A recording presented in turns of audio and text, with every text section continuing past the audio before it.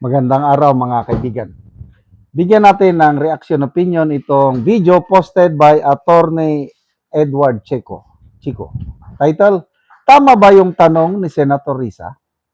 Kahapon po, mayroong tanong ni Senator Risa na hindi katanggap-tanggap lalo na kay Senator Pia Cayetano. Kaya nagkaroon ng konting tension. Hindi dapat ganyan ang tanong ng isang senator judge. Kasi lumalabas yung tanong ni Senator Risa, bias masyado against kay BP Sara. Kaya ito, ipapaliwanag ni Attorney Edward Chico, tama ba yung pagtatanong ni Senator Risa?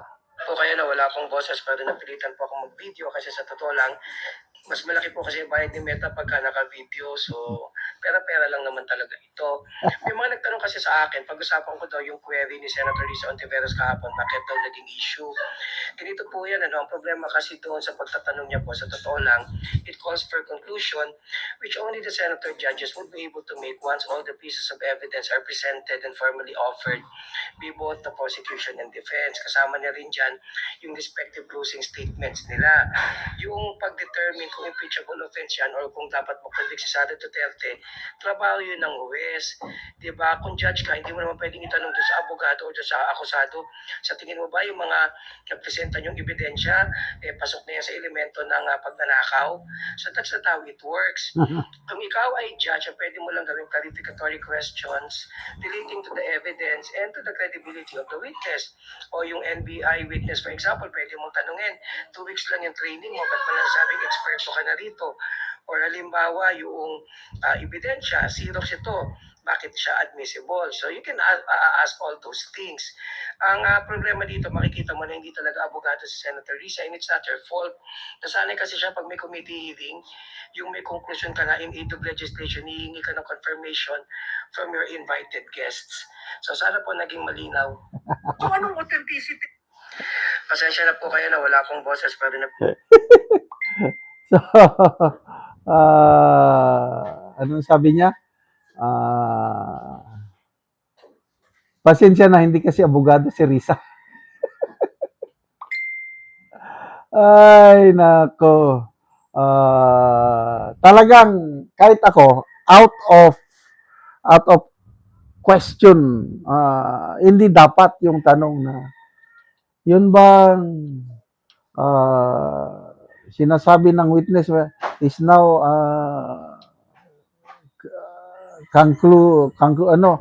sapat na ba para mapatunayan na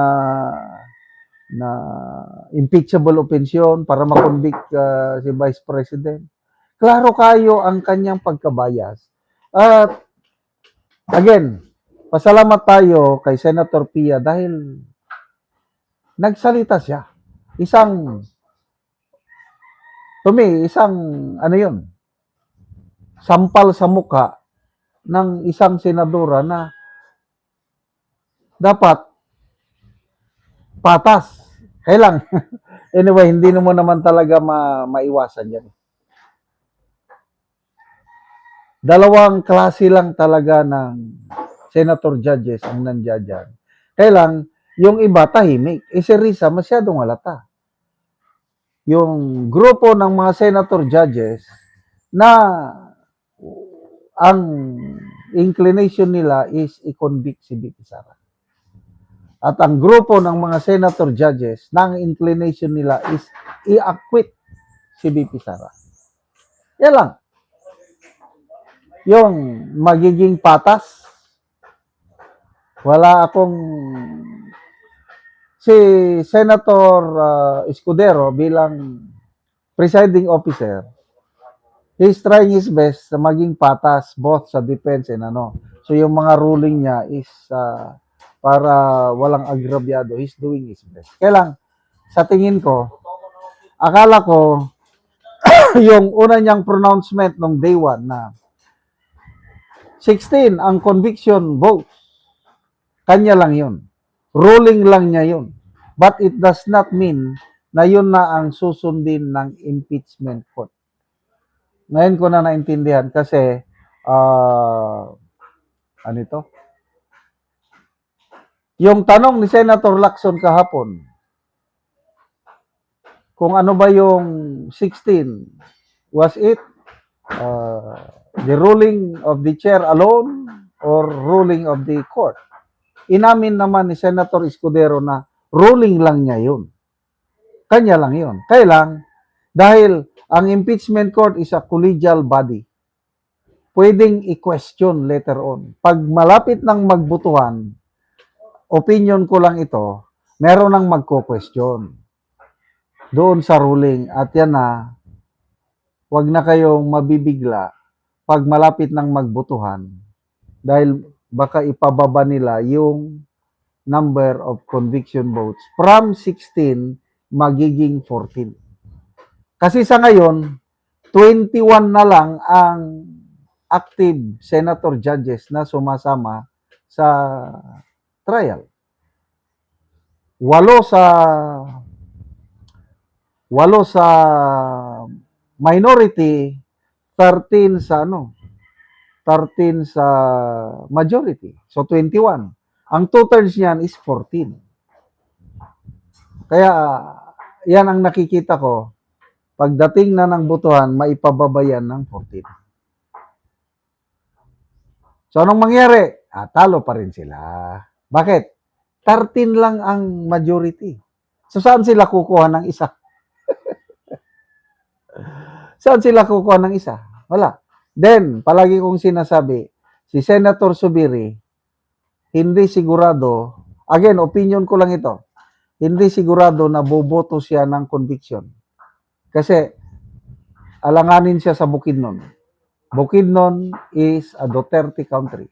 Siya mismo ang nagsabi niyan, 99% sa Bukidnon pro Duterte. Bakit siya boboto ng conviction? May plano pa siyang tatakbo sa election as governor according to rumors. So, si Zubiri, most likely, acquittal or abstention ang kanyang iboboto. Salamat mga kaibigan sa inyong pagsubaybay sa channel nito. Nakakatulong kayo ng malaki sa tribong Talandig ng Bukidnon dahil ang income natin sa channel na ito is pantulong sa tribo. Namimigay tayo ng libreng yero at pako para makapagpatayo sila ng mas maayos na tirahan. Panoorin nyo ang video na ito. Naanak ko dire sa balay ni Uncle Kuni Linggian nga taga barangay Tikalaan, Purok 3, San Alahay, Talakag, Bukidnon. So mo na ni ang itsura kadako sa buslot sa iyang atop nga yero. So makita gid nato nga mga dagko na gid kayo ang buslot. So gisapaw-sapaw ra gid nga mga yero. So mo na ni ang pagapulihan karon sa gitabang nga yero.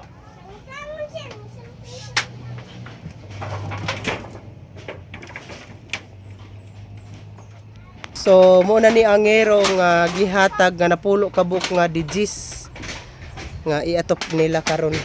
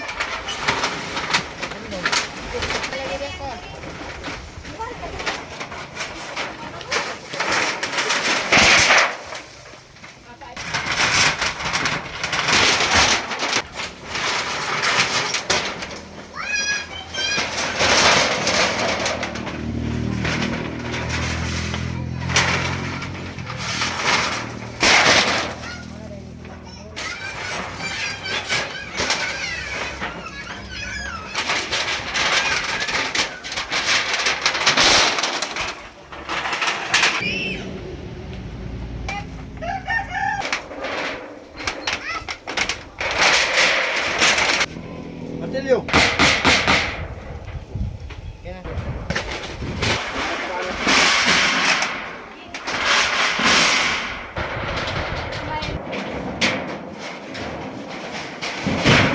O karon humanagid sa pagkatop ang ginatabang nga yero. Og maayo na gyud nga tan-awon kay nahuman naman sa pag-atop. Sa Ginoo, Lord nga naipanalangin sa ako ang tabang sa pila ka unom ka tuig nga silipin na akong atop. O gipuli katong imong atop nga yero kol gi butangan lang og silupin Oh, kay tungod sa kadako sa buslot. bulsot na tanan. Mm. At sa nagtabang sa sin, Oh, sige kol. Unsa imong trabaho dai kol? nagamusor ako. Gamuso ra. Kung di ka kol makamuso, Wa gyud. wala na gyud. Wala gyud. O so wala gyud ka maka-afford sa sin. Wala ko maka-afford sa sin. So karon na tabangan na ka so maayo na gyud imong atop. Mayo na. Di na gyud ka Salamat matuluan. ka lang sa Oh, so salamat kaayo kol.